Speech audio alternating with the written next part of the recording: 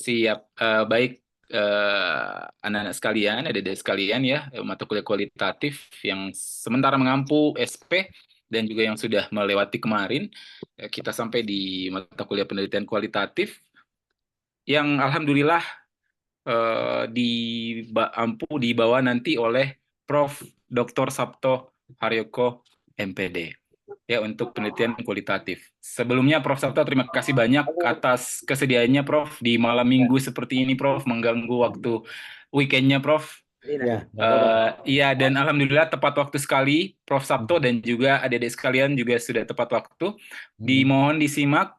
Tabe Prof saya tanyakan dulu Prof untuk durasi seperti apa Prof? Tabe? Kalau saya terserah mau berapa Oke. jam. Sejam kira-kira Prof Jam ya. 45 atau sejam Nah, begitu Prof? kalau untuk apa itu namanya daring itu Oke. 1 jam itu sudah bagus. Tetapi kalau mau mundur Oke. ya nggak apa-apa. Ya, Oke, nggak apa-apa. siap. Karena kan tidak nabrak perkuliahan berikutnya. Iya Ya, betul Prof. Baik. Kalau iya. begitu tergantung materinya Prof. Sabtu Iya. aja berarti Prof ya, Tabe. Ya, Iya. oke. Ya, Baik, kalau begitu waktu dan tempat Prof. Sabto saya persilakan untuk membawa materinya. Terima kasih banyak Prof. Sabto. oke, Monggo Prof. oke. Tabe. Ya, oke. Kita masukkan dulu di anu apa itu namanya materinya.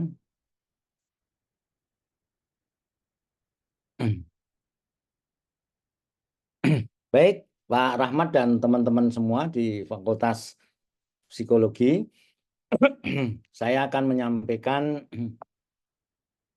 apa itu namanya, menyampaikan tentang fenomena penelitian kualitatif. Ya, kenapa saya sebut fenomena? Karena ini saya hanya diminta kayak apa ya, kayak pengajar tamu, bukan kuliah reguler. Kalau kuliah reguler berbeda, ya. Makanya saya ini hanya menyampaikan berbagai macam fenomena yang terjadi khususnya di penelitian kualitatif, ya. Oke, Bapak sekalian atau teman-teman semua, ini yang akan kita sampaikan, ya. Coba kita mulai dari dasar konsep dasar, ya, konsep dasar. Biasanya kalau orang-orang kuantitatif itu akan sedikit berseberangan dengan yang namanya kualitatif, ya. Oleh karena itu saya sering menyampaikan di dunia akademik ini ada 3 mazhab, ya. Saya sebut mazhab karena memang berbeda sama sekali. Yang pertama adalah mazhab kuantitatif, yang kedua adalah mazhab kualitatif, yang ketiga adalah mazhab yang namanya R&D, Research and Development. Yang terakhir ini sekarang tren, khususnya di pasca sarjana, khususnya di program S3. Ya, walaupun di S2 juga sudah banyak yang melakukan, tetapi umumnya karena sudah kehabisan materi, maka mazhab yang ketiga tadi yang agak tren di seluruh Indonesia, khususnya di pasca sarjana. Ya, tetapi bukan berarti wah penelitian yang tidak R&D itu tidak baik. Bukan, ini yang sering salah di fakultas-fakultas, di S1, termasuk di S1 saya itu kadang-kadang memahami bahwa penelitian kualitatif itu penelitian yang tidak pas untuk academic research. Ya, padahal sebetulnya ya bisa juga, cuma memang ada indikator-indikator yang harus dipenuhi yang jarang atau yang umumnya tidak dipenuhi oleh anak-anak S1, ya. Oleh karena itu anak-anak S1 jarang yang kualitatif, ya. Jarang yang kualitatif, biasanya kuantitatif ataupun R&D. Nah, oleh karena itu supaya kita membuka lembaran kualitatif, maka sering saya perkenalkan istilah-istilah yang sering muncul. Ya, ini tidak muncul di kuantitatif, tapi muncul di kualitatif, ya. Ada yang sering disebut dengan penelitian naturalistik. Ya, naturalistik itu adalah penelitian yang alamiah, padahal kalau kuantitatif itu adalah ilmiah.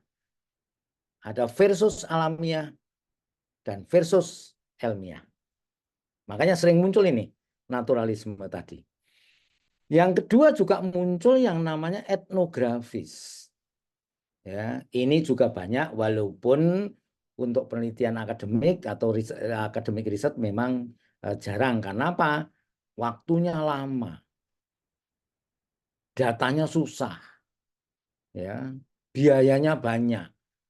Ya, karena logistik-logistik tadi, logistik yang saya sebut biaya, waktu, dan tenaga tadi, biasanya dihindari oleh anak-anak S1. Ya, karena logistik tadi. Ya. Nah, yang ketiga adalah interaksional simbolik. Ini sering muncul di wilayah-wilayah tertentu. Ya, misalnya contoh, kalau di sini tentang perkawinan di suku Kajang. Itu interaksional sekali, simbolik sekali. Kenapa tidak pakai sandal? Kenapa pakai baju hitam? Semuanya simbolik. Termasuk suku Baduy. Ya, suku Baduy. Kenapa ada Baduy dalam? Kenapa ada Baduy luar? Karena simbolik-simbolik yang harus dimaknai. Ya, yang untuk memaknai itu tidak butuh hal-hal yang tersurat, yang tersurat, bahkan yang tersirat. Ya, kalau orang tersirat itu tidak yang dicermati bukan jawabannya, ya. Kalau orang Timur, apalagi orang Jawa itu, kalau perempuan ditanya orang tuanya, "Nak, mau tidak dengan si A?" Dia diem, itu maknanya mau. Kalau dia tidak mau, dia langsung teriak, "Enggak mau, Pak." Itu namanya simbolik, ya. Dan simbolik itu setiap wilayah, setiap komunitas itu beda-beda, ya. Mungkin suku Bugis beda dengan suku Bali, ya. Suku Makassar beda lagi dengan suku Selayar misalnya, ya. Itu yang sering disebut dengan interaksi simbolik, ya. Yang keempat, ini namanya etnometodologi, ya. Kalau etnometodologi itu adalah cara-cara, ya, cara-cara atau metode-metode yang dilakukan untuk etnis tertentu, etnometodologi. Jadi etnisnya berbeda-beda, ya, berbeda-beda. Kalau di Jawa itu, kalau melamar itu cukup seperangkat alat sholat, ya, di Jawa itu. Tapi kalau di Bugis kan tidak, ya, ada uang panaik, ada macam-macam begitu, ya. Ini maksud saya beda, etnometodologi, ya. Nah, yang kelima adalah fenomenologis. Ya, salah satu ciri khas atau filsafatnya penelitian kualitatif itu adalah fenomenologis interpretatif. Fenomenologis interpretatif itu filsafatnya kualitatif. Kalau kuantitatif filsafatnya positivisme. Jadi kalau orang meneliti kuantitatif itu harus sudah disiapkan, instrumennya disiapkan, sudah diuji validitasnya, sudah diuji reliabilitasnya, bahkan diuji cobakan ulang untuk memperkuat validitas dan reliabilitas instrumen. Tapi kalau di kualitatif, justru validitas itu ada peneliti yang bersangkutan. Ya, peneliti yang bersangkutan itulah validitasnya. Ya, makanya jarang dilakukan oleh anak-anak S1.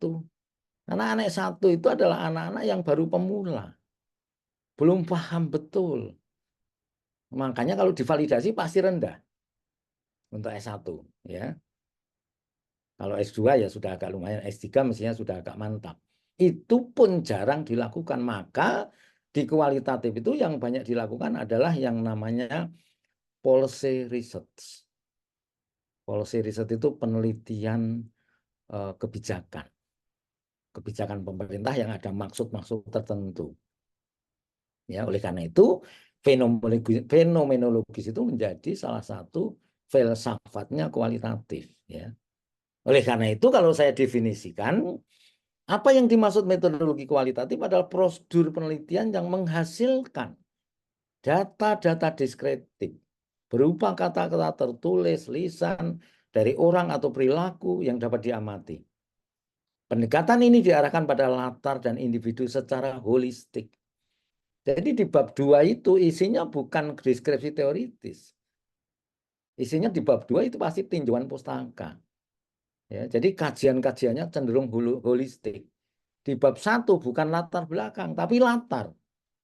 Latar itu latar belakang, latar depan, latar samping. Makanya disebut latar. Itulah yang namanya karakteristik yang namanya penelitian kualitatif. Ya. Oleh karena itu berikutnya kalau kita bicara karakteristik kualitatif adalah latarnya itu adalah latar alamiah. Ya, bukan latar ilmiah. Ya, latar alamiah yang terjadi di lapangan itu seperti apa sebetulnya. Maka penelitian kualitatif itu sebenarnya potret fenomena yang terjadi di suatu wilayah tertentu atau interaksi tertentu. Manusia sebagai instrumen. Manusia itu yang saya maksud manusia adalah peneliti tadi. Ya, kemudian menggunakan metode kualitatif. Analisis datanya secara induktif. Teori dasarnya menggunakan grounded research. Ya, grounded research itu artinya teori-teori utama, teori dasar. Ya. Kemudian di dalam penelitian kualitatif yang muncul adalah kumpulan-kumpulan deskriptif dan lebih mementingkan proses daripada hasil. Nah, ini bedanya antara kualitatif dan kuantitatif. Kalau kuantitatif pasti hasilnya. Tapi justru kualitatif itu adalah proses. Ya. Yang berikutnya lagi adanya batas. Maka di dalam bab 1, kalau di dalam penelitian kuantitatif namanya identifikasi masalah, kemudian setelah diidentifikasi itu dibatasi atau sering disebut pembatasan penelitian. Tapi justru kalau di kualitatif adalah fokus penelitian. Ya, fokus penelitian. Ya, berikutnya kriteria khusus untuk keabsahan data. Yang paling penting justru pada proses keabsahan data. Mengabsahkan data. Nanti caranya banyak. Ya, salah satu di antaranya adalah triangulasi data. Ya, kalau saya tanya misalnya saja siapa ini misalnya Putri Aura contoh ya. Putri Aura itu kalau ditanyakan ya, kamu sudah punya pacar belum? Ya, contoh ini. Jawabannya sudah, Pak. Itu jawabannya. Apakah data itu valid? Belum tentu. Maka saya butuh yang namanya triangulasi data. Triangulasi data itu adalah saya tanyakan orang yang paling dekat dengan Putri. Ya, saya tanyakan. Ibunya paling tidak, Bu, itu Putri itu sudah punya pacar. Oh, belum, Pak. Itu baru belajar begini-begini. Nah, ini namanya triangulasi data. Maka keabsahan data itu muncul di berbagai macam indikator yang nanti akan saya sampaikan. Salah satu di antaranya adalah triangulasi data. Maka reporter-reporter di televisi itu adalah orang-orang kualitatif murni itu. Ya, sekarang kasus Vina dan Eki misalnya. Itu orang akan mencoba untuk memvalidasi informasi. Proses validasi informasi itu tanya ke sana, tanya ke sana, tanya ke sana, dan seterusnya, dan seterusnya. Sampai detik ini belum ada kesimpulan. Ini adalah proses yang namanya keabsahan data. Ya. Nah, yang berikutnya lagi, yang namanya kualitatif tidak pernah ada selesai. Maka disebut dengan desain yang bersifat sementara. Tidak ada penelitian selesai yang namanya di kualitatif. Pasti ada perputaran, ada siklus terus menerus. Kalaupun itu kesimpulan penggalan, bukan kesimpulan kesimpulan yang semuanya bukan, tapi hanya penggalan-penggalan saja. Ya. Oleh karena itu di dasar teori penelitian kualitatif, ya sering juga tadi saya sampaikan pendekatannya apa? Pendekatannya yang tadi saya sampaikan tadi, fenomenologis. Apa itu arti fenomenologis? Fenomenologis adalah memahami arti peristiwa dan kaitannya terhadap orang dalam suatu situasi tertentu. Kalau orang tator itu, ya kalau meninggal, kenapa harus dirame-ramekan seperti itu? Itu namanya pendekatan fenomenologis. Peristiwa itu sangat bermakna sekali. Kenapa harus mengundang semuanya? Kenapa juga harus membuat apa itu namanya rumah-rumah kecil. Kenapa harus kita jamu dengan sebaik-baiknya? Itu ada filsafat-filsafat yang sangat dalam. Ya, contoh saja itu tadi. Nah, yang kedua tadi, yang saya sudah sebutkan tadi, interaksi simbolik. Pengalaman manusia itu ditengarai oleh penafsiran. Ya, setiap komunitas tafsirnya berbeda-beda. Ya, bagi orang Jawa itu bahwa kawin itu adalah seperti ini. Orang Bugis pakai ini. Setiap orang punya penafsiran sendiri-sendiri. Nah, ini istimewanya, hebatnya kualitatif. Tidak ada generalisasi. Kalau kuantitatif generalisasi pasti. Ya, tapi kalau yang namanya kualitatif itu malah ada pattern-pattern, ada pola. Oh, pola di masyarakat Bugis itu begini. Pola yang ada, bukan detail. Pola, ya. Yang ketiga adalah kebudayaan. Aspek kebudayaan itu yang saya sebut tadi etnografis tadi, ya, ini tidak bisa diselesaikan dengan penelitian kuantitatif. Hanya bisa diselesaikan dengan kualitatif. Ya. Dan penafsirannya karena tadi itu apa itu filsafatnya adalah fenomenologis interpretatif, interpretasinya orang itu berbeda-beda. Ya, jadi berbeda-beda. Ya. Yang keempat adalah etnometodologi tadi, studi tentang cara individu menciptakan dan memahami kehidupan sehari-hari, memaknai. Kenapa kalau hampir puasa atau hampir Lebaran itu di Pantura, pantai utara Jawa itu, ya, Tegal, Pemalang, Cirebon dan kawan-kawan. Kenapa banyak sekali truk-truk besar itu pasti istirahat di situ? Ya, kenapa seperti itu? Ya, kok bisa seperti itu? Ternyata maknanya sangat dalam sekali. Dan itu akan terjawab kalau kita menguji atau meneliti dalam konteks apa itu namanya? Kualitatif. Gimana tadi? Yes. Ya. Baik, berikutnya. Ya, karena ini saya pernah dikasih tahu tadi sama Bu Helwa tentang perumusan masalah. Ya, kalau dalam konteks perumusan masalah, khususnya di penelitian eh, kualitatif, ya, memang kita harus memahami tentang prinsip-prinsip perumusan masalah. Merumus itu apa? Oh, merumus itu pembatasan dan seluruhnya ada di layar ini. Ya, prinsip-prinsipnya apa? Ya, makanya namanya itu adalah tinjauan pustaka tadi ya. Semua teori-teori yang ada yang menyangkut tentang tema yang akan kita kembangkan itu harus masuk. Maka sering disebut berkaitan dengan teori-teori dasar atau grounded tadi. Berkaitan dengan maksud perumusan masalah ini. Tujuannya, maksudnya meneliti itu untuk apa? Untuk mengetahui apa? Untuk membangun makna apa? Dan seterusnya, dan seterusnya. Nah, oleh karena itu butuh yang namanya mengkait tentang faktor. Ya. Fokus untuk membatasi studi. Karena kalau kita tidak batasi, kita melebar. Kalau melebar pasti tidak fokus. Ya, kemudian dengan berkaitan dengan kriteria, berkaitan dengan bentuk, berkaitan dengan hasil, berkaitan dengan penggunaan bahasa, maka di penelitian kualitatif itu ya butuh interpreter yang paham tentang budaya di lapangan. Ya. Jangan seperti kuantitatif. Kalau kuantitatif itu tidak bisa bahasa Bugis pun bisa. Ya. Bisa pakai instrumen-instrumen tertentu yang sudah baku. Apalagi di psikologi yang sudah dibakukan, yang sudah divalidasi, dan seluruh. Tapi kalau kualitatif tidak bisa. Bahkan kalau saya tidak paham tentang bahasa Bugis, saya meneliti di Parepare misalnya, saya harus ngajak interpreter itu artinya apa sih? Ya. Seperti kemarin saya tanya, banyak di WA khusus itu bilang japak-japak. Japak-japak itu apa? Saya nggak tahu artinya itu. Ya. Baru saya tanya, oh japak-japak itu jalan-jalan ternyata. Karena selalu dibilang japak-japak itu apa artinya itu.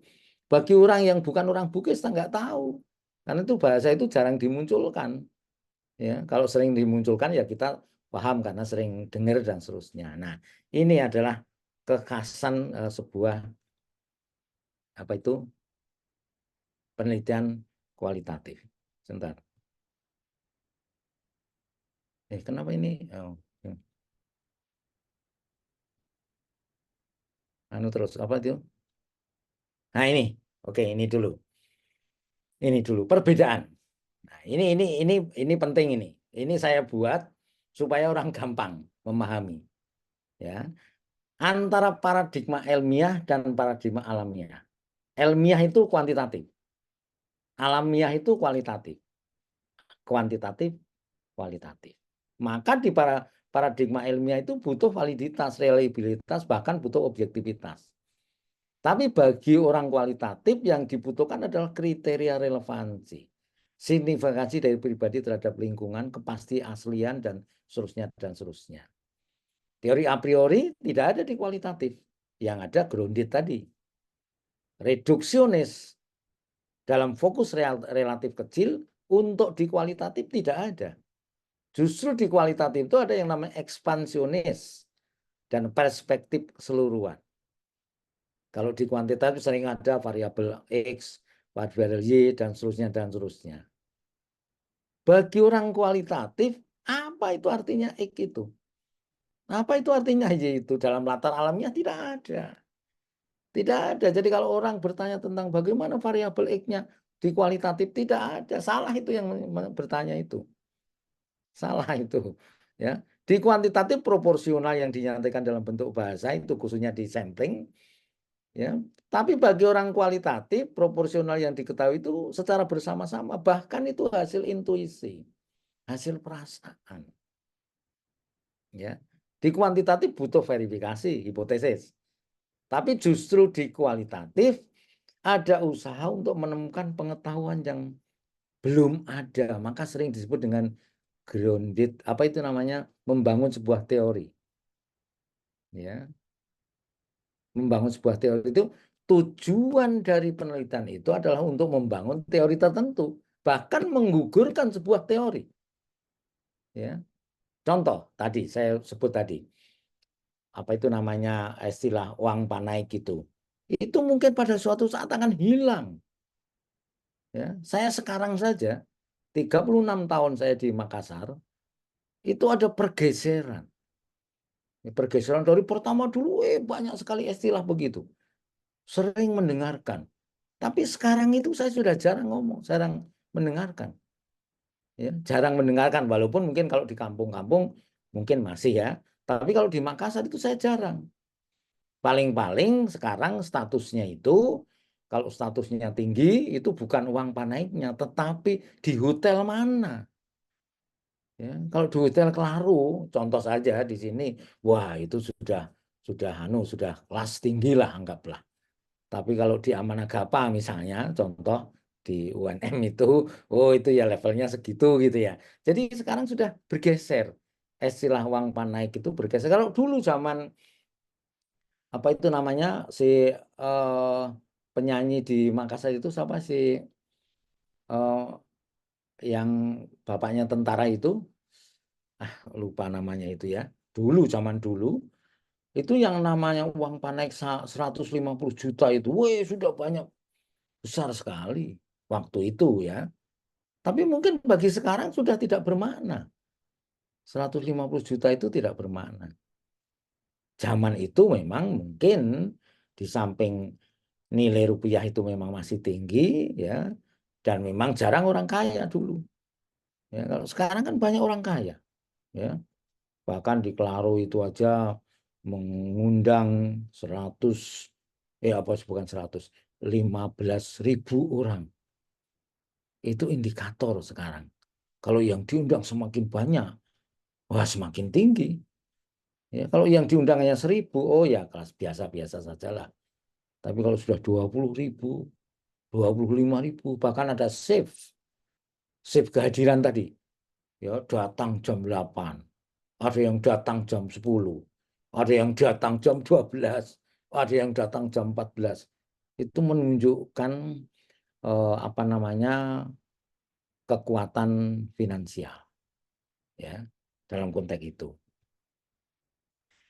Yang berikutnya lagi adalah instrumen. Kalau di kuantitatif instrumen ya paper and pencil ya. Ya kertas lah begitu. Tapi justru kalau di kualitatif itu adalah peneliti sendiri. Ya, bahkan saya sering menyarankan kalau teman-teman itu di kualitatif itu bawa tostel, bawa HP, bawa handycam kalau perlu. Karena interaksi simbolik tadi bisa dipotret dengan yang namanya handycam. Ya, handycam bukan hanya foto. Kalau foto itu potongan-potongan. Tapi kalau handycam itu bisa video. Atau mungkin juga pakai HP yang pakai video itu untuk mengetahui interaksinya. Kalau orang menghormati orang Bugis Makassar itu seperti apa sih? Ya, untuk menghargai orang tua itu seperti apa?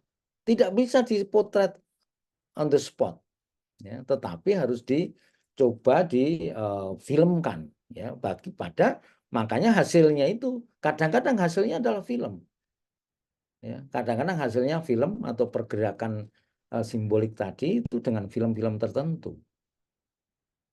Yang kesembilan adalah pengumpulan data dan analisis data ditetapkan sebelumnya bagi kuantitatif. Tapi justru di kualitatif selama dan justru sesudah mengumpulkan data. Maka tadi yang saya sebut tadi, kualitatif itu lama waktunya. Maka dihindari oleh anak-anak S1. Karena S1 itu wujudnya adalah akademik riset.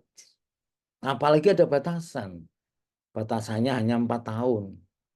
Di Permen baru sekarang ini 53 tahun 2023 itu maksimal atau normatifnya adalah 4 tahun. Tidak mungkin dia 10 tahun karena dibatasi oleh waktu, pendanaan dan seterusnya dan seterusnya. Ya.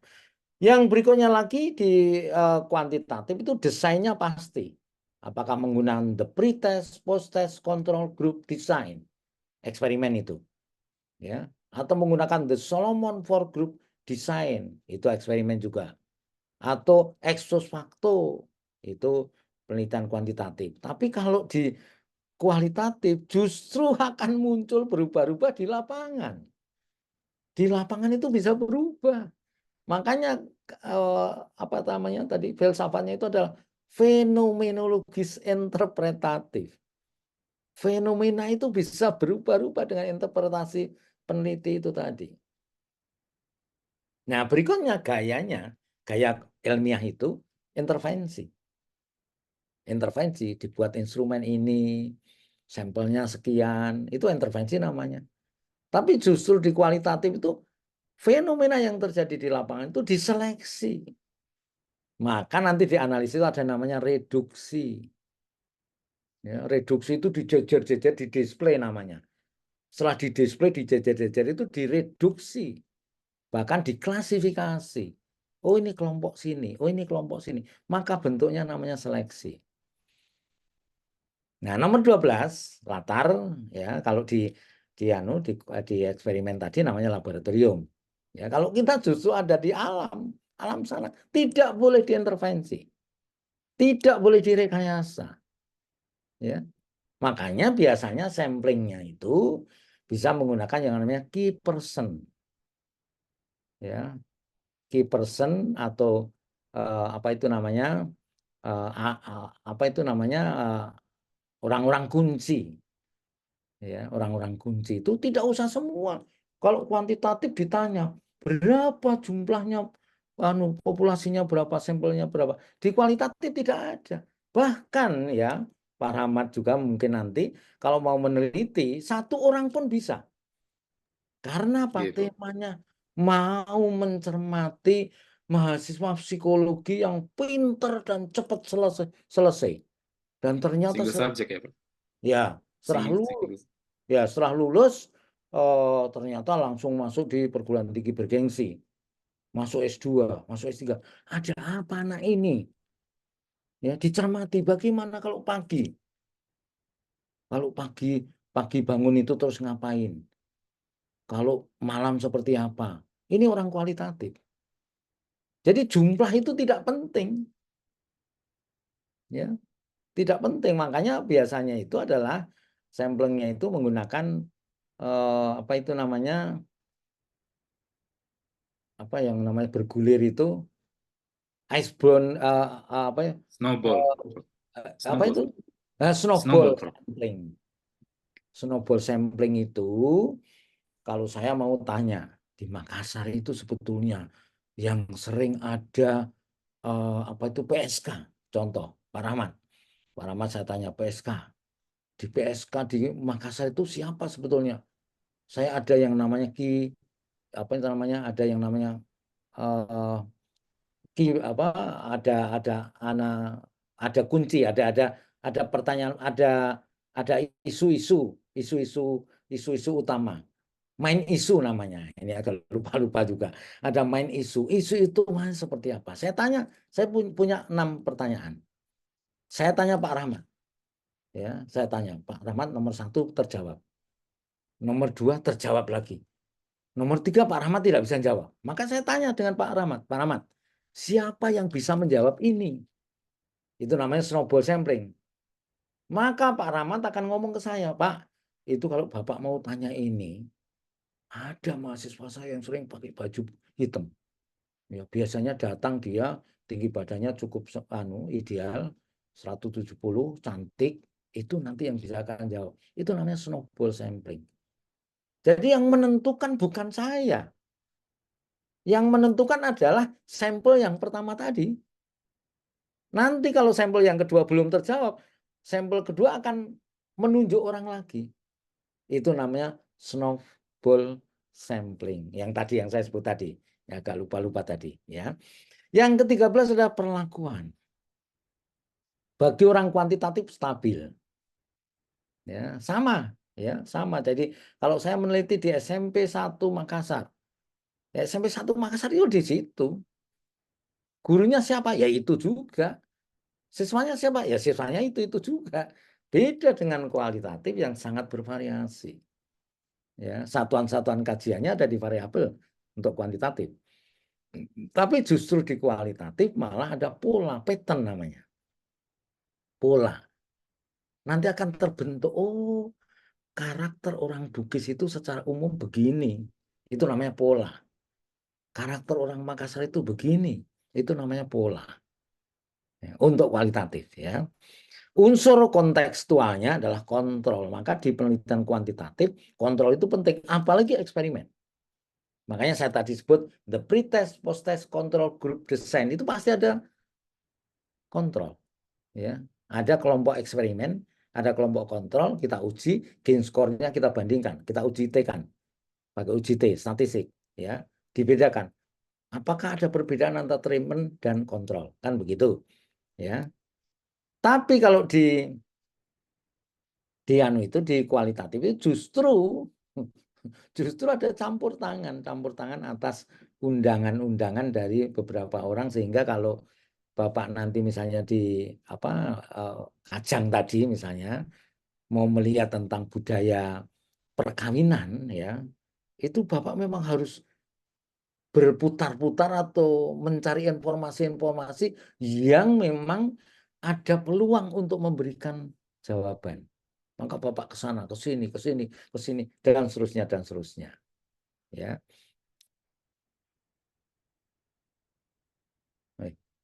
Kenapa? Nah, oke. Bentar. Mana? Oh, ini. Ini loncat-loncat Pak Rahmat. Nggak tahu ini. Saya nggak tahu anunya. Nah, Ini tadi terakhir, Prof. Yang 15. ini ya. Oh, Yang ini tuh. 15 tadi. Nah, ini ya. Oke, ini Oh ya. paradigma. Oke.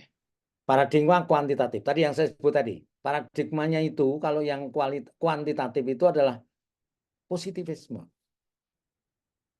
Positivisme itu tadi bahwa kalau saya mau melakukan sesuatu itu instrumennya harus jelas.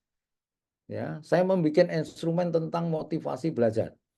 Apa hubungan antara motivasi belajar dengan hasil belajar? Maka teorinya harus ada teori motivasi belajar.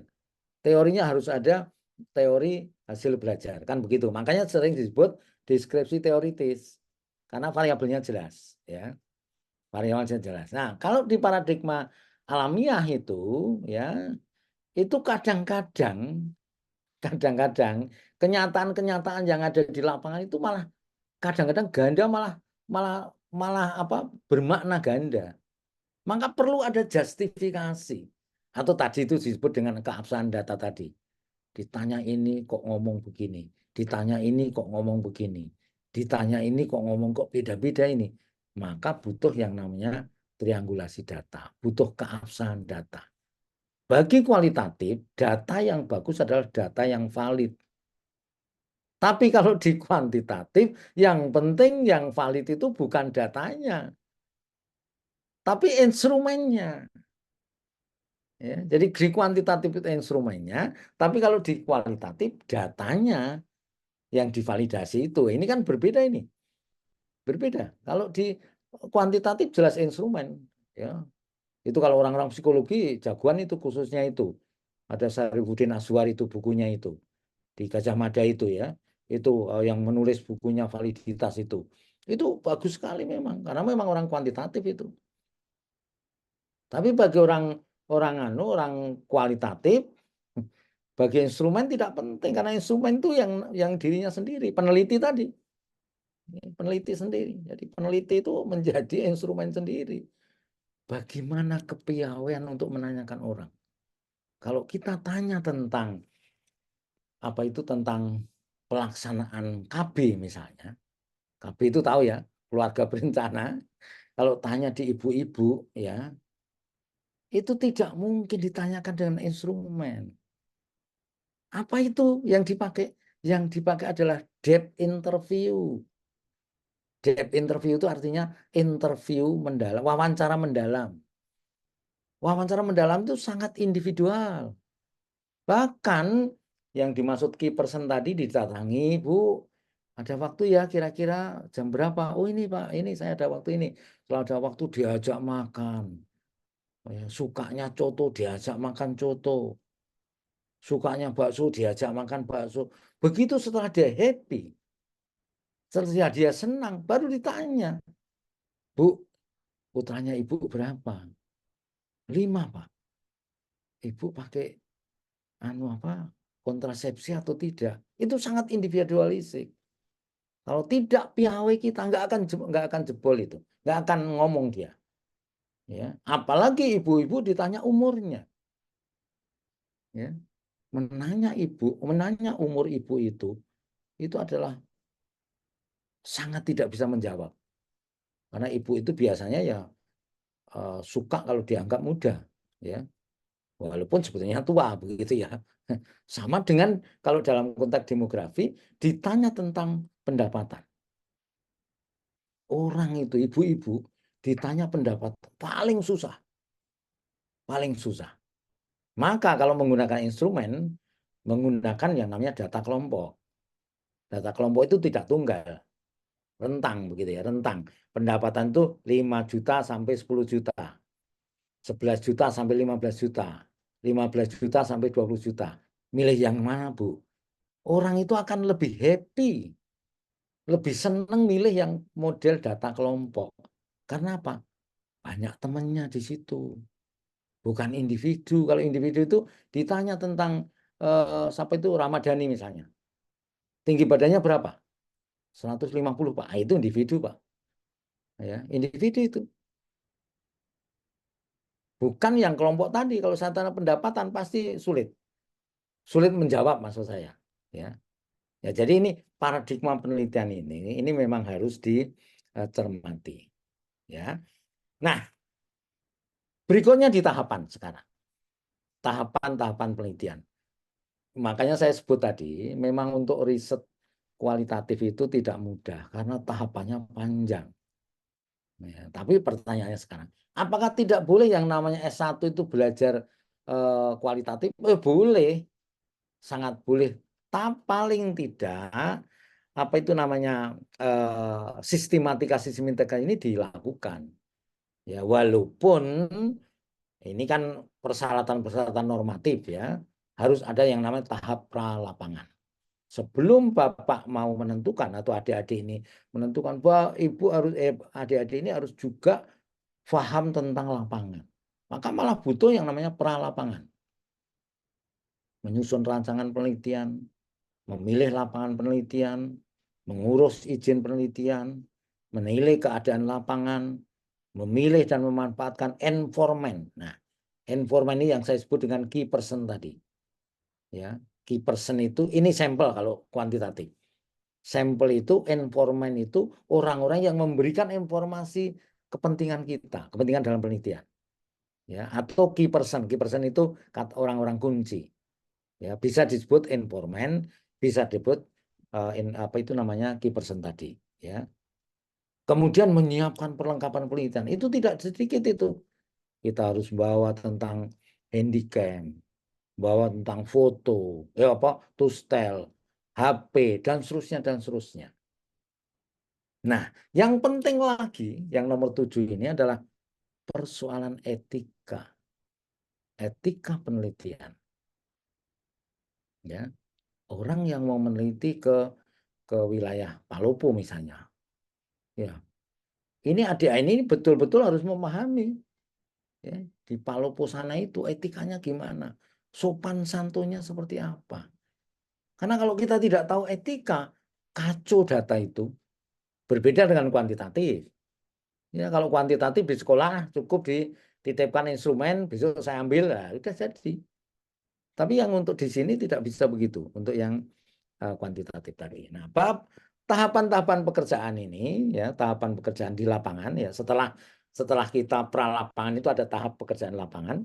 Yang pertama harus memahami latar penelitian itu. Ini kenapa ini kok kita meneliti itu latar belakangnya atau latar sampingnya seperti apa? Atau latar mukanya, latar atasnya, dan seterusnya, dan seterusnya.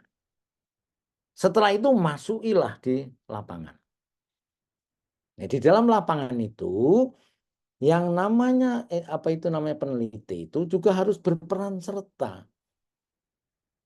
Ya, harus berperan serta. Kalau di kuantitatif kan tidak itu, biasanya nyuruh mahasiswa. Ya, mahasiswa sana ambil instrumen, ini kan gitu. Tapi kalau di kualitatif itu harus menggunakan yang namanya depth interview. Depth interview itu ya dia sendiri. Karena kualitas validitas itu ada di orangnya itu. Kan begitu. Nah, yang ketiga adalah tahap analisis data. Ini yang tidak mudah juga. Ya, yang pertama harus paham betul tentang konsep dasar analisis data kualitatif.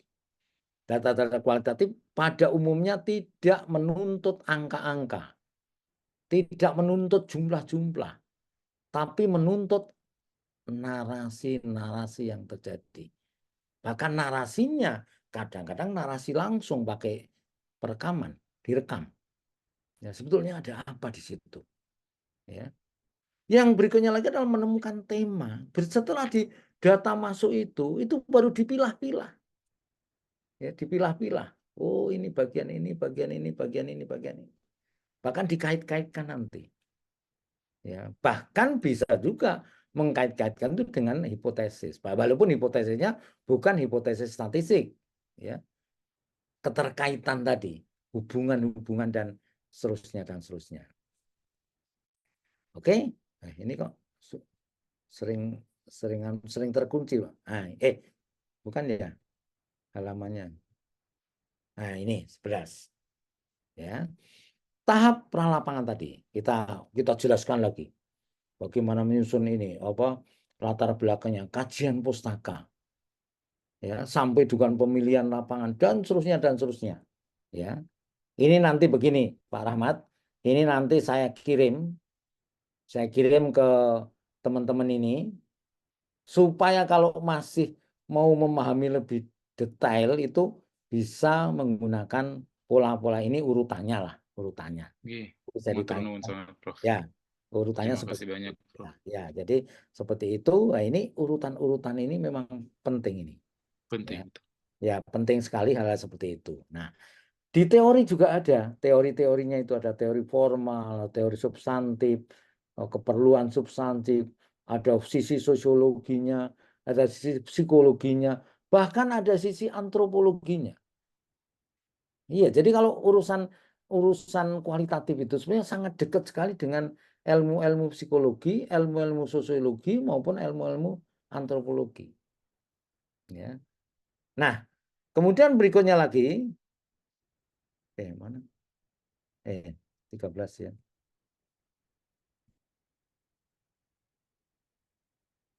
Ya, unsur-unsur teori tadi. Ya. Teori itu di dalam kualitatif itu ada yang namanya teori-teori formal, tapi ada juga teori-teori substantif. Ya, teori substantif. Kalau teori formal itu ada nilai-nilai sosial seseorang, menghitung nilai sosial seseorang atas dasar ciri yang jelas dan dipelajari, termasuk juga makin tinggi nilai sosial seseorang, makin kurang penundaan pelayanan yang diterima dari para ahli. Ini kalau kaitannya dengan teori. Makanya teori-teori itu juga berbeda dengan kuantitatif yang jelas. Kalau hubungan antara motivasi dan prestasi, ya teorinya hanya dua itu. Ya, teori prestasi seperti apa, teori motivasi seperti apa. Itu kalau kuantitatif. Tapi kalau kualitatif tidak. Ya, tidak. Ada teori-teori yang kadang-kadang tidak terlalu terkait. Tapi nampaknya ada hubungan yang tidak langsung. Ada hubungan yang tidak langsung. Ya. Oleh karena itu, bentar.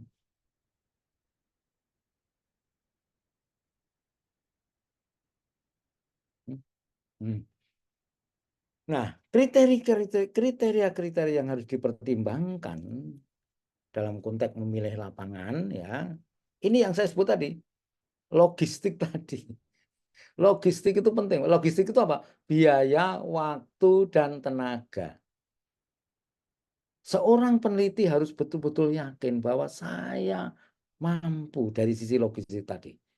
Waktunya ada, tenaganya ada, biayanya juga ada. Jangan sampai kita terjebak hanya karena biaya, misalnya contoh. Atau terjebak waktunya sudah tidak cukup waktunya. Ya, sudah di punishment sama di jurusan atau fakultas bahwa harus waktunya maksimal 6 bulan misalnya contoh. Termasuk juga mengurus izin dan seterusnya dan seterusnya. Itu juga harus diperhitungkan betul ini ya orang-orang kualitatif.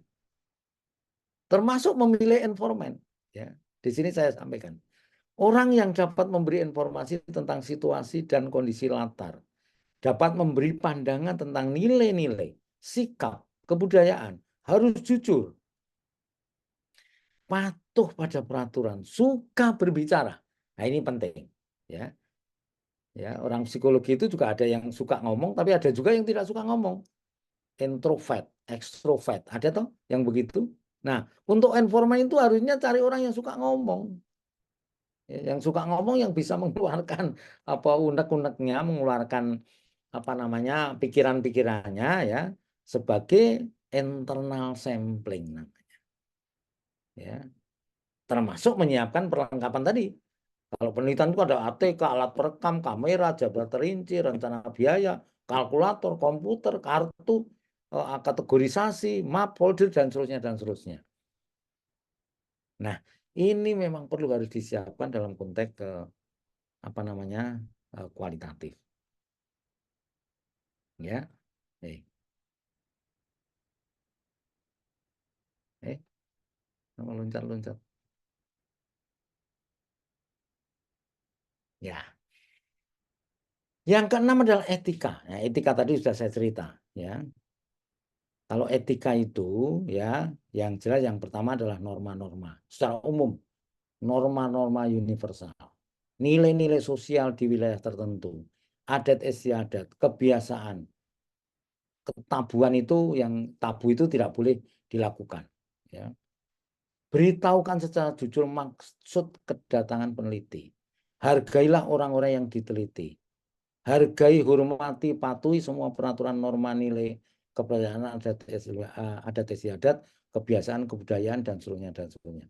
Jaga kerahasiaan informasi yang diberikan oleh subjek. Untuk kualitatif penting. Ya, karena itu ada hal yang rahasia, ya kita harus konsisten. Tidak boleh kita ceritain kepada orang lain, oh ternyata orang itu begini, begini, begini, dan seterusnya. Tulis sejarah kejadian, peristiwa, secara jujur, benar, jangan ditambah-tambah. Ya, makanya butuh itu perekaman tadi. Butuh perekaman, butuh foto-foto, butuh video, ya. Karena memang ini semua harus dilakukan. Ya, harus dilakukan. Ya, 16. Loncat-loncat terus ini. Bentar. Sorry.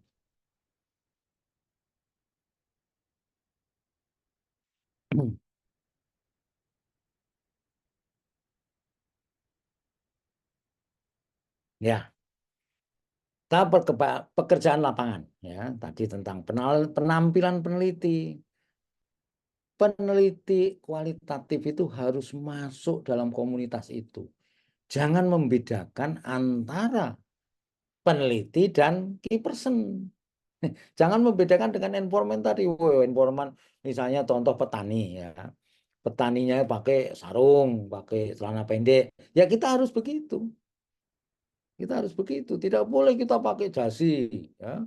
Pakai dasi meneliti petani ya, malah informasinya tidak akan nyampe. Ya. Ini dalam konteks penampilan peneliti itu ya. Disesuaikan ya, sesuaikan dengan mereka-mereka itu ya. Apalagi dalam memasuki lapangan itu. Gunakan strategi, kalau saya sering mengatakan teman-teman, gunakan strategi senyumlah. Jangan justru seorang peneliti kayak polisi ya, yang cemberut ya, sok galak ya, aturan-aturan yang jangan. Kita memang harus involve, harus masuk dalam dunia mereka. Ya, dunia mereka. Kadang-kadang kalau masalah petani ya kita membantu.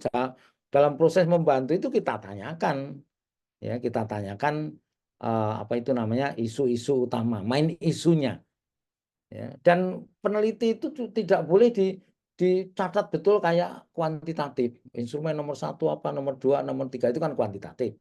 Kalau kualitatif itu hanya ada isu-isu utama, main isu. Isunya 1, 2, 3. 1, manajemen keuangan. 2, tentang kelahiran anak misalnya. 3, tentang bagaimana memperbaiki kehidupan mereka. 3 itu. Nanti diimprovisasi di lapangan. Ya, diimprovisasi. Makanya justru kadang-kadang kita tidak akan bisa mencatat. Maka butuh rekaman. Maka butuh perekam, ya. Perekam apa yang nanti dia jawab. Nah, itu nanti yang akan coba di display tadi, yang saya sebut display tadi. Dijejer-jejerkan, setelah dijejerkan, diklasifikasi, direduksi. Ya, reduksi itu yang tidak penting-penting, yang tidak terkait oleh pertanyaan kita. Tapi kan orang menjawab itu kalau yang namanya kualitatif, kadang-kadang dia yang ngomong itu ngelantur saja, ngomong asal saja. Tapi kan kita tidak boleh menyetop. Jangan itu, Pak. Yang jawab, yang pertanyaan saya saja yang Bapak jawab, kan tidak bisa. Kalau alamiah itu ya tidak jalan terus. Makanya kita butuh reduksi.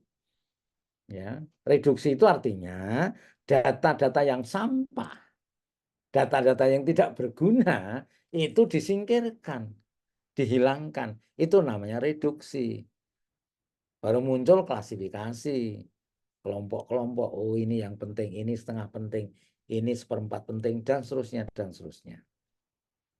Oke? Nah, berperan serta sambil mengumpul data. Nah, ini ya penting juga ini.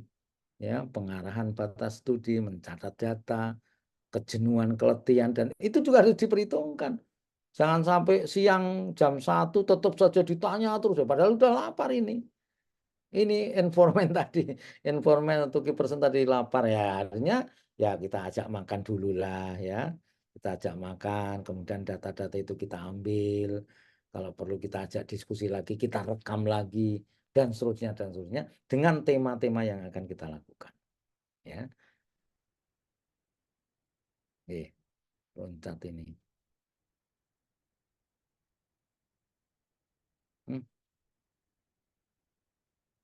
Ya, tahap analisis data. Nah, ini penting ini. Ya, konsep dasar analisis data mengatur urutan data yang saya sebut tadi, display tadi. Ya, mengorganisasikannya ke dalam suatu pola, kategori tadi, klasifikasi kategori atau satuan uraian dasar. sehingga dapat ditemukan tema-tema yang dapat dirumuskan. Bisa dirumuskan melalui hipotesis kerja, yang akhirnya diangkat menjadi teori substantif. Teori baru. Teorinya Pak Rahmat ini, yang baru ini, yang tadinya tidak jadi teori, sekarang bisa jadi teori. Tapi teori itu harus diuji berkali-kali. Ya. Jadi menjadi sebuah teori kalau memang sudah diuji berkali-kali dalam komunitas yang berbeda-beda. Makanya itu kan ada komunitas ini, misalnya kayak etnis tadi, untuk wilayah Bugis, wilayah Makassar, wilayah untuk orang Mandar dan seterusnya, itu diuji untuk menjadi sebuah teori. Ya. Yang berasal dari data atau verifikasi teori yang telah ada. Jadi data-data yang ada, yang dianggap teori atau calon teori itu bisa diuji ulang. Ya, diuji ulang. Ya. Yang kedua adalah menemukan tema dan merumuskan hipotesis kerja. Untuk itu, bacalah dengan teliti catatan lapangan. Catatan lapangan tadi ya. Bisa catatan, bisa rekaman, bisa gambar, bisa video. Berikan kode-kode pada beberapa judul pembicaraan tertentu. Oh, ini pembicaraan di hari Sabtu pagi di lokasi Kajang. Terus yang kedua, oh ini jam sekian sekian dengan Pak Lurah, ya. Sekian itu ada anunya, ada kode-kode tertentu. Susunlah menurut tipologi. Ini tipologi tentang budaya mereka, tipologi tentang ini, tipologi tentang itu. Setelah itu dikumpulkan, coba lagi kita bacalah kepustakaan yang ada kaitannya dengan tema itu tadi. Ini makanya untuk menjustifikasi apakah informasi-informasi yang kita terima tadi betul-betul didukung oleh keputusan yang ada. Ya. Nah, setelah itu baru ada pertanyaan-pertanyaan yang berikut ini. Apakah data yang menunjang hipotesis? Karena data itu ada juga data yang tidak ada kaitannya dengan hipotesis. Apakah data yang dikumpulkan itu benar? Ini yang saya sebut dengan validasi tadi. Apakah ada pengaruh peneliti terhadap latar? Itu yang saya sebut dengan intervensi tadi. Adakah orang lain yang hadir? Ya, yang hadir itu yang termasuk mengganggu juga. Hadir kalau hadir dia dalam konteks positif, iya. Tapi kalau hadir malah mengacu, nah ini yang begitu. Apakah subjek itu mengatakan yang benar? Belum tentu informan itu selalu sepaham dengan peneliti. Belum tentu informan itu sepaham dengan peneliti. Maka perlu apa? Perlu keabsahan data. Ya. Keabsahan data itu melalui tadi yang namanya apa itu ditanyakan kepada orang lain tadi. Triangulasi data namanya. Ya. Triangulasi data. Oke? Kok loncat ya. Nah, teknik penelitian itu, kalau kita bicara penelitiannya, sumber dan jenis data itu bisa kata-kata, bisa tindakan. Bisa sumber tertulis, bisa foto, bisa data statistik. Data statistik apa? Contoh, tren kenaikan penduduk di Kabupaten Jeneponto. Dari tahun ke tahun itu seperti apa? Itu namanya data statistik. Karena itu muncul trennya itu. Ya, Jeneponto ini akhir-akhir ini karena saya ikut kerjasama dengan sana itu dalam konteks pendidikan khususnya di SMP itu terjadi proses peningkatan yang sangat dahsyat baik jumlah maupun kualitas. Ya, 10 tahun yang lalu Jeneponto itu adalah kabupaten yang tertinggal dalam konteks pendidikan. Tapi sekarang menggeliat itu. Ya, contoh itu data statistik. Ya. Yang kedua adalah peranan manusia sebagai instrumen penelitian dan pengamatan yang berperan serta. Ya. Jadi seorang peneliti itu juga sebetulnya berfungsi sebagai pengamat dalam pengambilan data tadi. Sekali lagi bahwa manusia atau peneliti itu adalah instrumen utamanya. Ya, instrumen utamanya. Ya. Oleh karena itu, ciri-ciri umum manusia sebagai instrumen, ya, ciri-ciri itu ya, pertama responsif.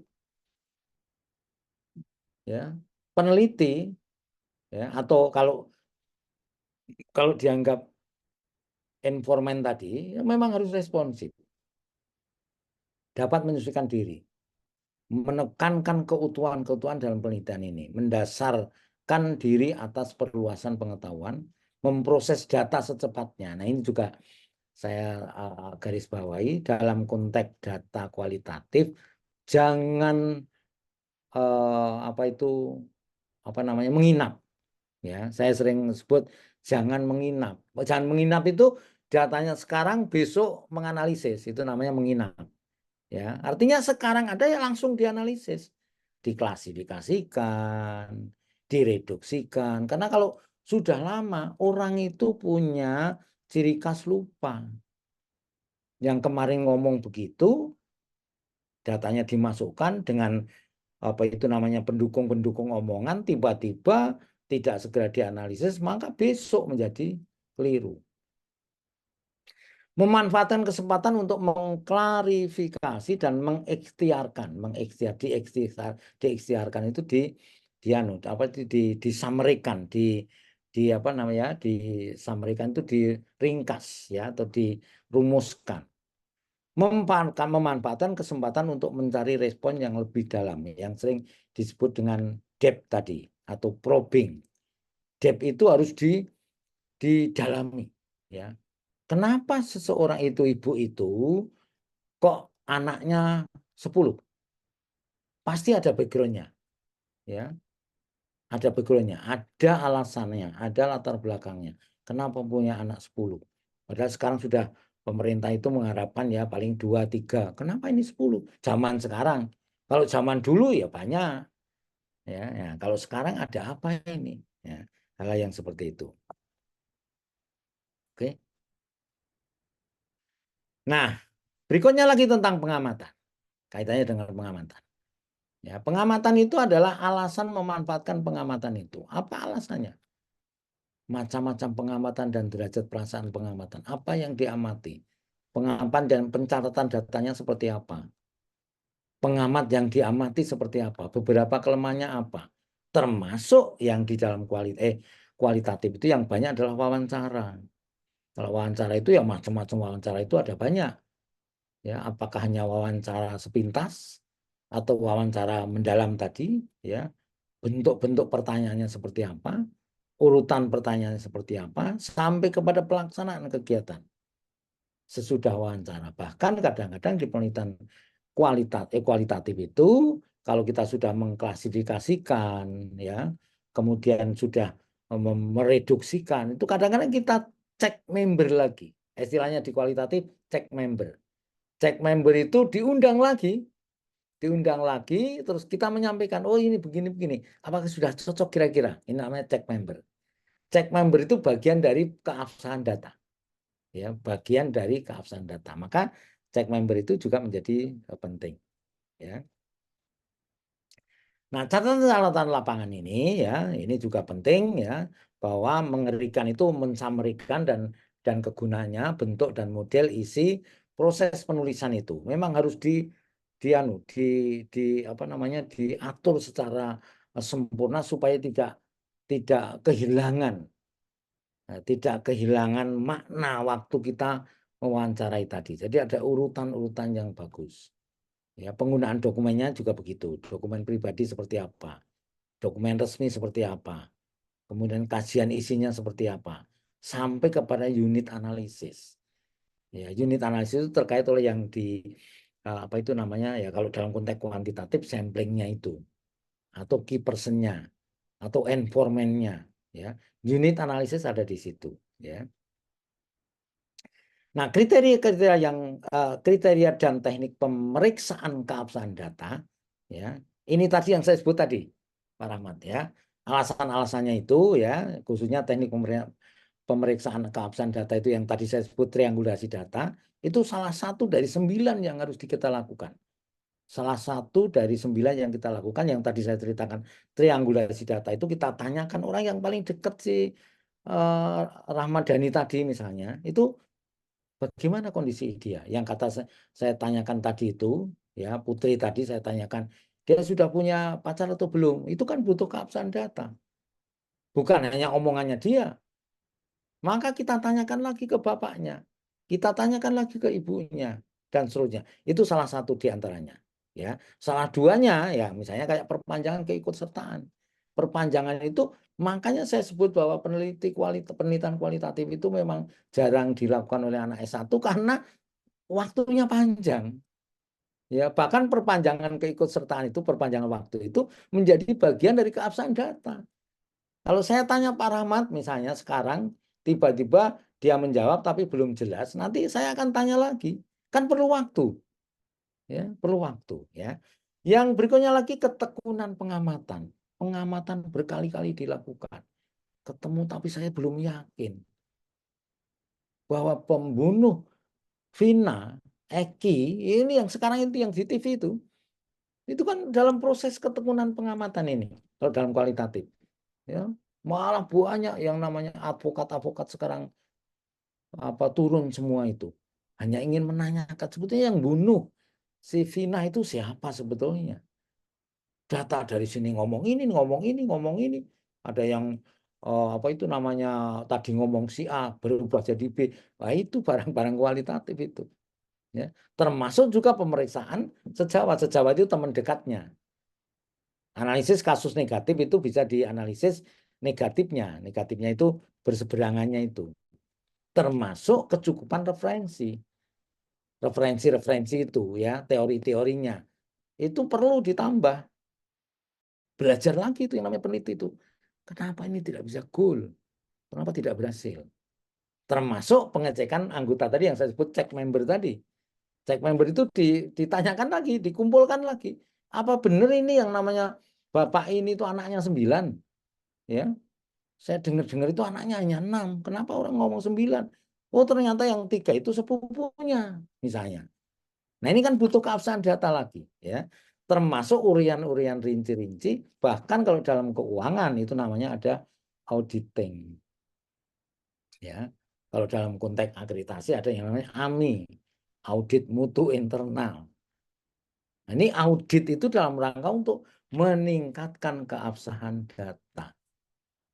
Ya, jadi data yang ada itu betul-betul harus kita tingkatkan keabsahannya. Atau dalam konteks kuantitatif namanya meningkatkan validitas data.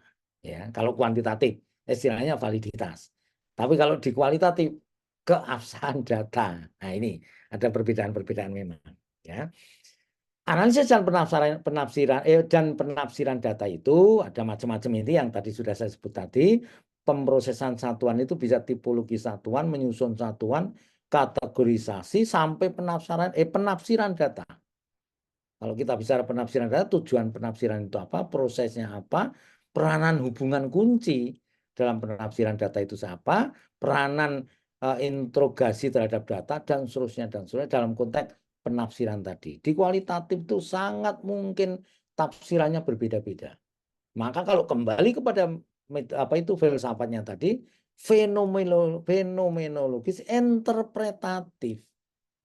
Interpretatif itu menjadi kunci dalam konteks kualitatif. Ya, dalam konteks kualitatif. Nah, berikutnya lagi, lanjut.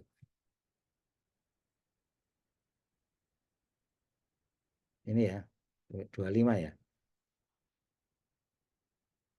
Belum. Nah, ini. Nah, sekarang muncul di penulisan laporan hasil penelitian. Ya, ada A, B, C, D itu yang penting kalau dalam hasil penelitian itu ada fungsi, jenis, dan bentuk laporan, kerangka dan isi laporan, teknik dan strategi penulisan laporan, sampai pada penelaahan hasil penelitian. Ya, sehingga kalau berikutnya kalau kerangka laporan ini sekarang masuk di kerangka laporan.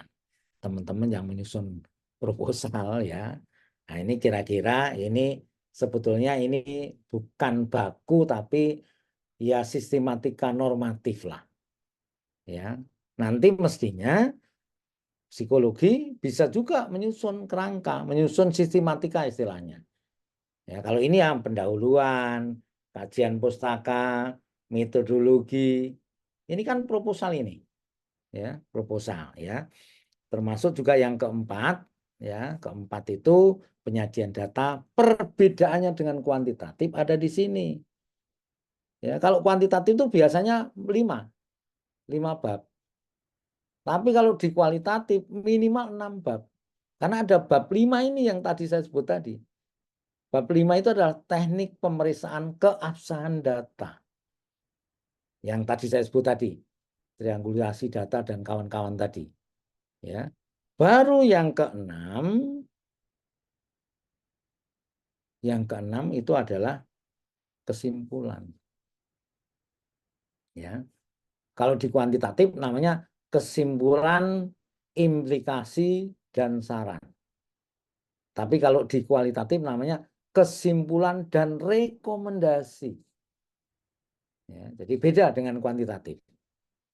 Jadi penemuan-penemuan penting penelitian dan implikasinya dan rekomendasi-rekomendasi. Rekomendasi itu ya mirip-mirip saran, ya mirip-mirip saran, tapi untuk lembaga-lembaga tertentu. Ya. Jadi kira-kira Pak Rahmat ini sudah berapa menit tadi? Sudah. Nggih, sudah sejam, Prof, Oh, lebih ya, ya. malah, Prof. Jadi Nggih, ya ini nggak jadi kerasa, Prof. inilah yang namanya kualitatif. Tapi Nggih, saya siap, artinya tanggung jawab dalam konteks akademis itu. Kalau ada pertanyaan-pertanyaan masih saya mengganjal di suatu hal-hal tertentu, ya kita diskusikan. Ya, saya siap aja untuk membantu teman-teman bagaimana menyusun proposal kualitatif. Walaupun sejak awal saya bilang bahwa untuk S1 sebetulnya juga tidak mudah. Ya, sulit tidak ya, Prof. mudah, sulit ya. Karena apa? Karena peneliti itu menjadi instrumen sendiri. Instrumen. Iya, artinya dia harus paham betul. Kalau belum paham ya pasti agak sulit. Ya beda dengan kuantitatif atau R&D dan seterusnya ya. Jadi saya kira teman-teman Pak Rahmat dan kawan-kawan itulah yang namanya kualitatif ya. Tapi untuk lebih lebih paham kalau ada hal yang perlu ditanyakan Pak Rahmat Baik, dipersilakan ya. siap, Prof. Ya, Sabto. teman-teman Terima silakan kasih ya. banyak. Ya, Iya, tadi dari yang Prof. Sabto sampaikan banyak sekali ya yang sebenarnya baru banget, Prof, yang baru banget belum ya, ya, sempat ya, ya. di-share di ya tadi beberapa tuh menarik, Prof. Tabe, kayak misalnya jangan biarkan datanya bermalam ya, Prof, ya, Ya, nanti konteksnya hilang, konteksnya instrumennya hilang. melemah ya, Prof, ya, Ya, sebagai jelas. peneliti. Iya, Nah, itu ya, sangat betul. sangat insightful sekali, Prof, dan masih Hmm, banyak lagi, tapi kita coba kasih kesempatan, Prof, ya, Tabe, untuk oke, silakan. mahasiswa kita. Silahkan, bagi yang ingin bertanya, mumpung ada Prof. Sabto ya, Hmm, kita berguru sebanyak-banyaknya dari beliau ya, yang menyempatkan silakan. waktunya beliau. Silahkan, raise hand yang mau bertanya. Silakan. Oke, kita sudah punya satu, Putri.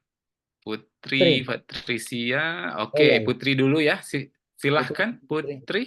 Oke, Put. Silakan, Put.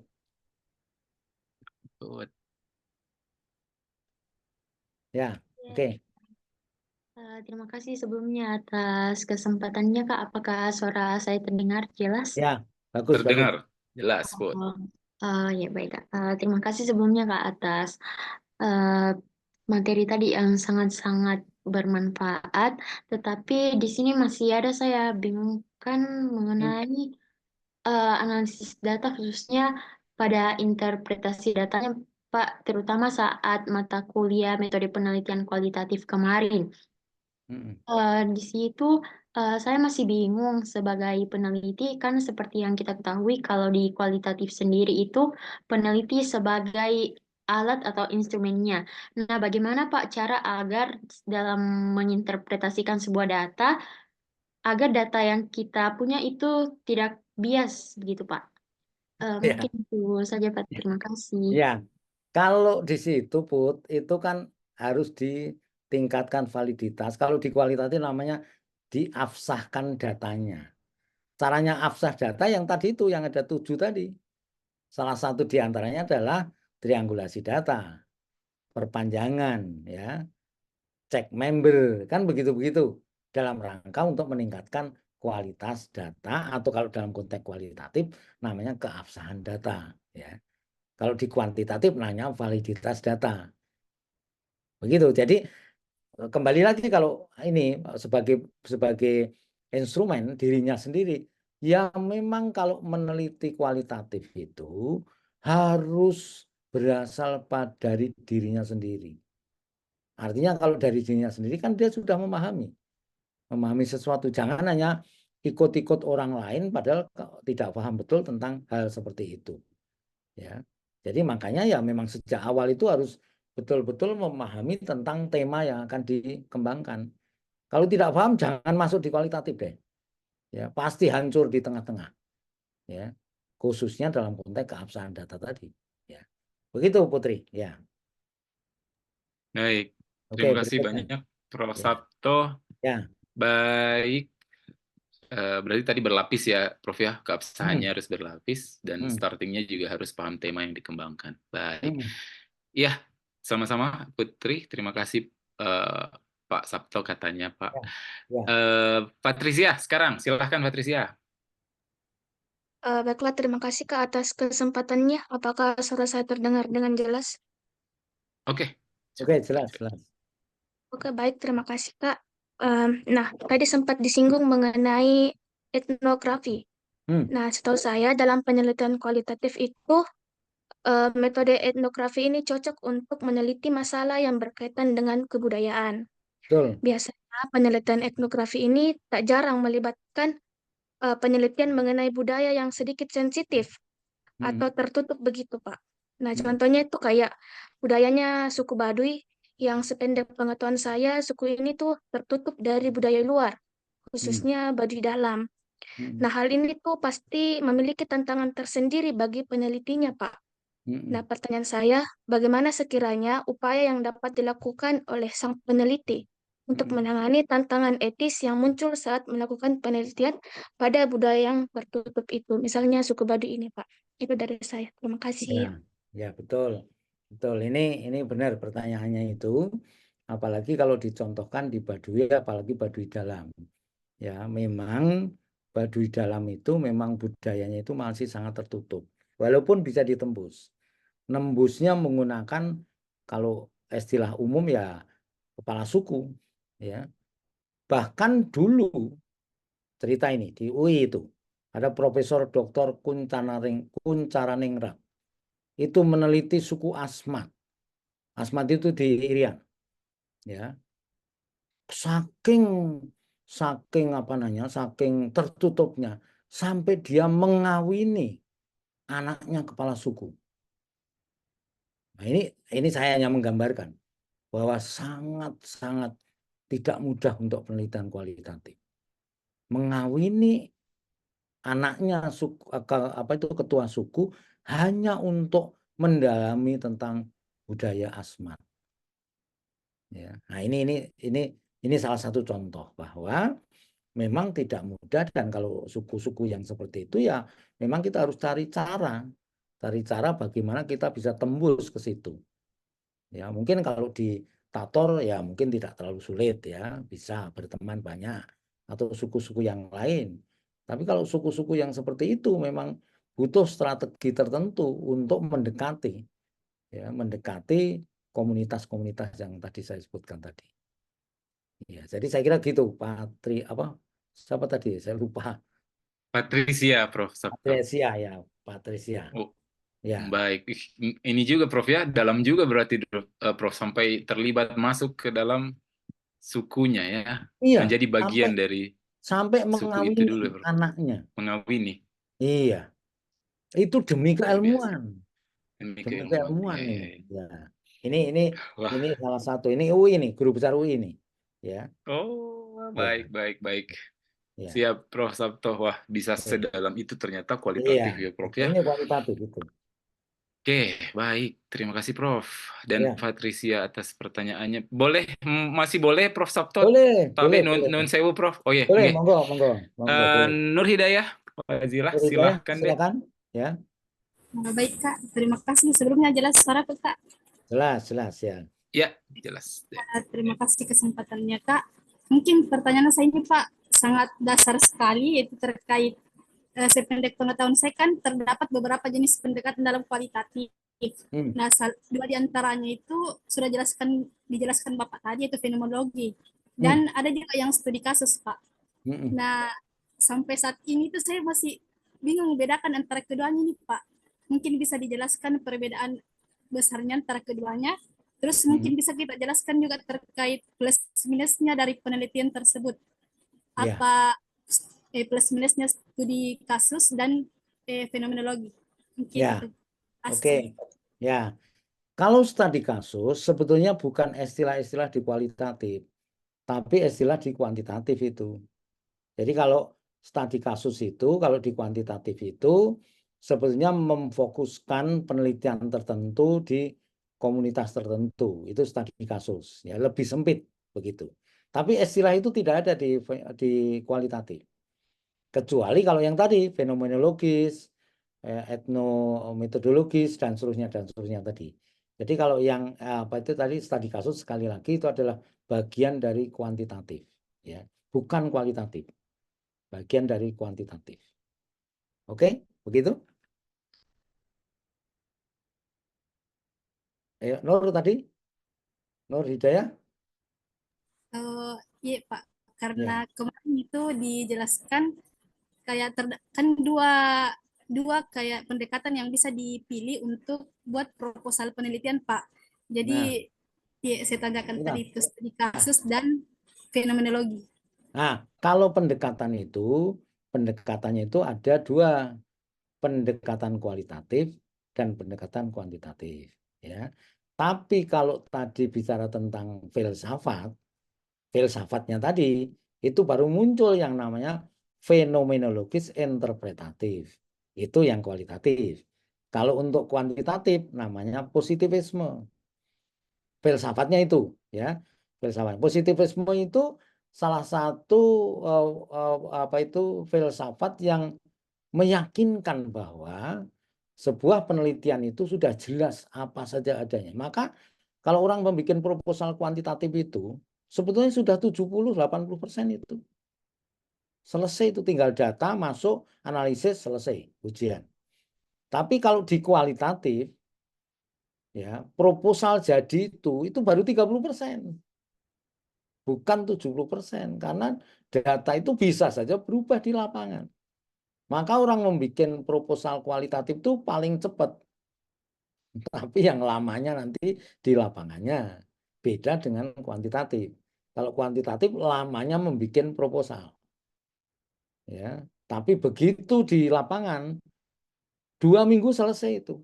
Analisis masuk SPSS, apalagi kuantitatif, regresi, korelasi, apalagi PET analisis atau apa saja, cepat itu selesai. Semalam selesai itu. Nah, statistiknya kan begitu. Besok tulis, besoknya lagi ujian untuk kuantitatif kan begitu. Jadi memang berbeda itu, beda antara kuantitatif dan kualitatif tadi. Oke, begitu? Ya, Iya Pak. yang lain lagi. Ya. Baik, baik, siap. Terima kasih, Prof. Sabto. Karena memang kebetulan kemarin Prof itu di mata kuliah kualitatif, mereka hanya dibatasi 2 metode, Prof. Belum bisa diajarkan grounded theory, Oh, belum, dan belum. Ya, belum, iya betul, ya. Prof. Karena tadi Ini seperti yang yang Prof mengajar bilang. siapa, Pak Rahmat? Kebetulan saya, Prof. Sama Ibu Nah, Hajar juga ada sepertinya di sini juga. Tapi, kalau perlu Pak Rahmat nanti saya kasih buku tentang waduh, metodologi matur penelitian nuwun, Prof. kualitatif. Ya, Terima kasih banyak, saya kasih Prof. buku supaya di-share ke teman-teman. Ada 500 sekian halaman kelihatannya. Ya, Siap, Prof. buku sudah saya Terima cek. kasih banyak ini, Prof. Sabto. Ya, ya. Jadi Masih kira-kira memang perlu mengupgrade lagi saya, Prof, sebenarnya. Terima kasih banyak, Prof. oke ya. Siap, Oke, yang baik, lain Prof. lagi? Nun sewu, Prof, ini masih ada Ya, 2, Prof. ya. Tri Oke, Putra silakan sama lanjut. Alif. Wah, ini aktif juga dia di kelas ini, Prof. Mereka, Prof. Oke, Boleh, Tri. oke. Tabe, Tri. Tri. Silahkan. Oh baik, terima kasih Kak. Apakah kedengaran suara saya? Ya, Bisa. kata. Saya tidak tahu ini masuk dalam materi kita atau tidak, tapi saya kayak tertarik tentang Prof tadi tentang Vina, tentang kasus Hmm, Vina tadi. Kan Vina itu, dan Eki. iya, Ya, sependek sepengetahuan saya, Prof, itu kasus Mina sekarang itu kayak absurd, Ki. Tidak Betul, ada kejelasan di antara mereka betul, karena betul. ada spasi antara kepolisian antara dan korban. Kalau Ya, menurut saya itu Prof, kayak apakah itu termasuk kelalaian peneliti ataupun ada jarak atau dinding mereka untuk melakukan penelitian tersebut? Terima kasih. ya, ya. Jadi kalau menurut saya bukan masalah metodologi, ini kan fenomena yang terjadi kan seperti itu. Cuma saya kan menceritakan itu tentang kasus Vina itu, pendekatannya itu sangat kualitatif, sangat kualitatif ya.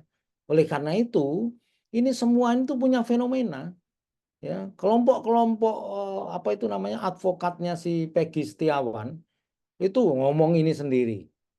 Ngomong ini sendiri. Ini mulai ini berbentur-benturan ini. Tapi pendekatan-pendekatan semuanya ini itu pendekatan kualitatif semuanya. Ya, dan sekarang itu belum jelas. Yang benar itu yang mana?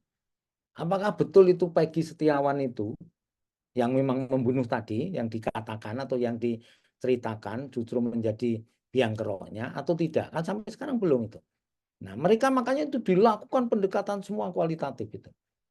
Ditanya ke sana, dibenturkan ke sini. Itu kalau saya cermati inilah yang namanya fenomena kualitatif. Ya. Menjadi contoh karena ini kita pembidangan dalam kualitatif. Contohnya seperti itu dan tidak mudah itu.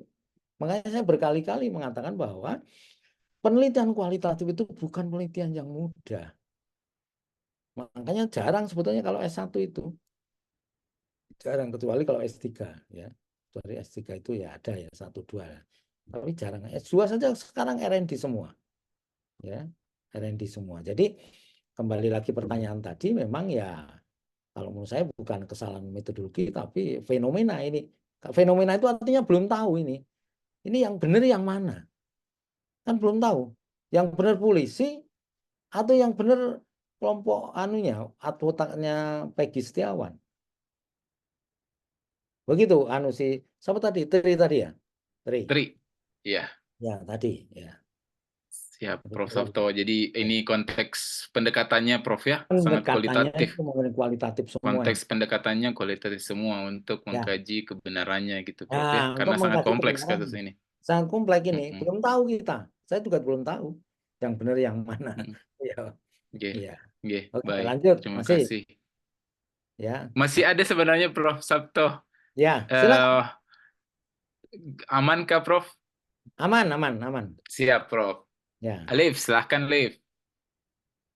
Pertemuan, Prof. Baik, Ya, Yonseo, Prof. ya. Apakah suara saya kedengaran? Ya. Baik, saya ingin bertanya terkait mungkin Prof tadi tidak terlalu bahas terkait dengan metode penelitian kualitatif yang pengumpulan datanya itu menggunakan kuesioner angket. Saya pernah mendapatkan beberapa penelitian kualitatif yang menggunakan kuesioner angket begitu. Nah, dengan menggunakan kuesioner angket ini, menurut Prof sendiri, apakah interaksi simbolik yang ada di dalam penelitian itu masih ada atau tidak? Yang kedua, bagaimana cara melakukan keabsahan data ketika dalam penelitian kualitatif menggunakan kuesioner angket yang merupakan pertanyaan terbuka. Dari tadi ada 9 teknik pemeriksaan data yang saya catat itu mulai dari perpanjangan keikutsertaan sampai auditing itu dalam penelitian kualitatif yang menggunakan kuesioner terbuka atau kuesioner angket itu bagaimana, Prof? Mungkin itu saja yang saya tanya ke Prof. Terima kasih. Ya, Baik. ya. Jadi begini, Alif itu kalau yang namanya kualitatif, kalau dianggap namanya instrumen utama, tidak pernah menggunakan kuesioner. Kecuali itu namanya instrumen pendukung. Ya, instrumen pendukung itu adalah pertanyaan-pertanyaan tertentu untuk mendukung tema utama. Ya, tapi kalau pendekatan kualitatif tidak pernah menggunakan tidak pernah menggunakan kuesioner. Kuesioner itu adalah salah satu instrumen yang dilakukan oleh orang-orang kuantitatif. Ya. Dan biasanya itu bernuansa sikap, afektif, ya. Kan kalau di kuantitatif itu kan ada afektif, ya, ada yang namanya psikomotorik, ya, ada juga kognisi, ya, pengetahuan, kan begitu.